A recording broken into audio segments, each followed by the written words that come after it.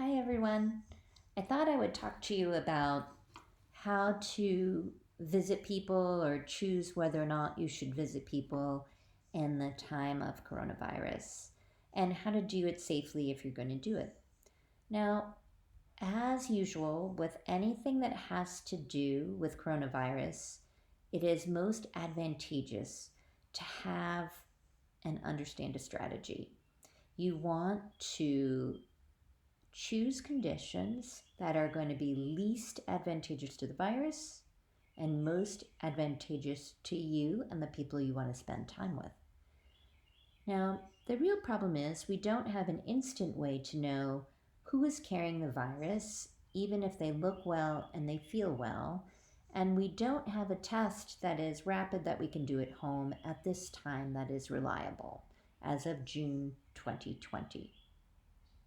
So what we want to do is decide how are we going to meet and if meeting is really necessary or if there are other alternatives to meeting.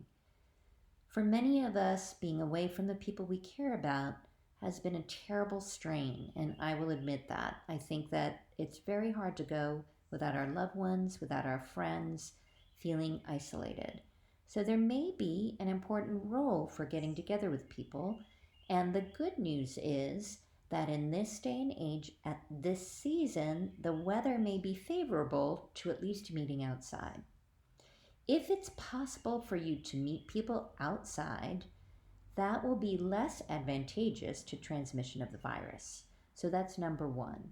Wide open spaces or a space where there's a lot of ventilation with windows open, where there's a big enough space to meet and be far enough physically apart that transmission of any droplets between you and your guest, or if you're the guest, is unlikely to occur. Masks on. That's another way that you can spend time together. With your masks on at a little bit of a distance, ideally outside. These are ways to get together that are less favorable for the virus to transmit between people.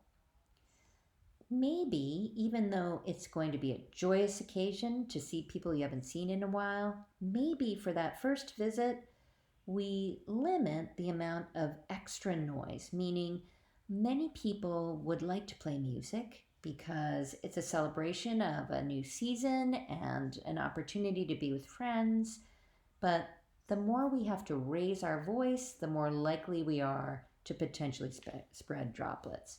If everybody's going to keep their mask on, and the music is going to be playing and no one is going to take off their mask to eat or drink or sing or smoke or vape or use an e-cigarette or talk, then music can play. That's perfectly fine. But if we have to remove that mask for other activities when we get together, it becomes even more important that we be able to communicate to each other in a slightly softer voice than we might otherwise. Because the louder the voice, the further droplets travel, the more favorable that is to the virus being transmitted from one person to another, even outside. So if masks are coming off, the environment ideally is a little quieter. If masks are staying on, you have to use your discretion and ideally some physical distancing. Let's talk for a moment about food and drink. If you haven't seen someone in a while and you want to entertain them and you feel culturally that it's appropriate to serve food, there are a few ways that you can do it. One is, maybe this is not culturally specific or appropriate to you, but one is to say to everybody you're inviting, let's limit the number of people at this gathering because the space can't accommodate it. Or let's all meet outside so we can all be a minimum of 6 feet apart, maybe further if we're eating and drinking.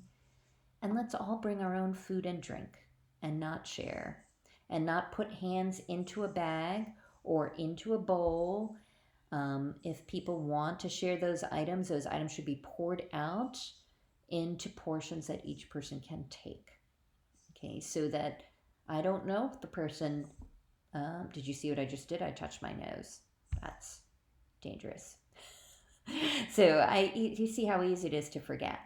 Luckily, I had just washed my hands, but um, I don't know whether other people have washed their hands. I can't control that. I don't know whether they just touched their nose like I almost did. Um, so people should not be putting their hands into the same bowl. They should not be putting their hands on the same utensils, right? So one way around that is everybody brings their own refreshments and their own meal and their own drink if you're going to share that space.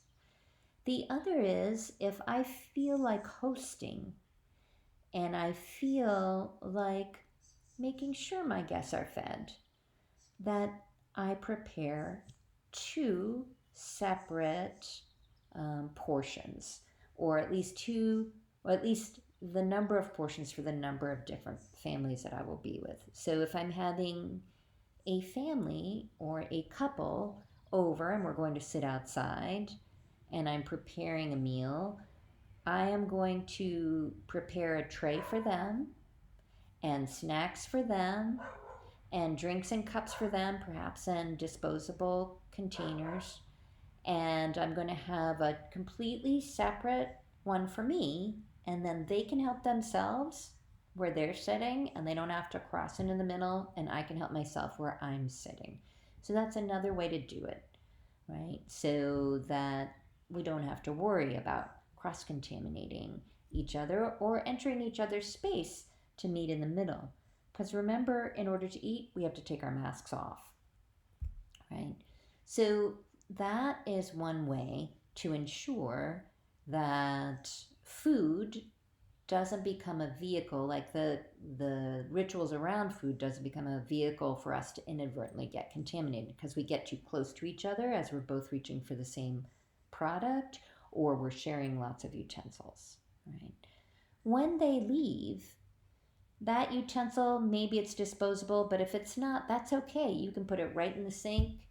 You can wash it. You can wash your hands. It's okay if they've handled that utensil. You just don't want to share that utensil and then touch your eyes, face, your nose or mouth, right?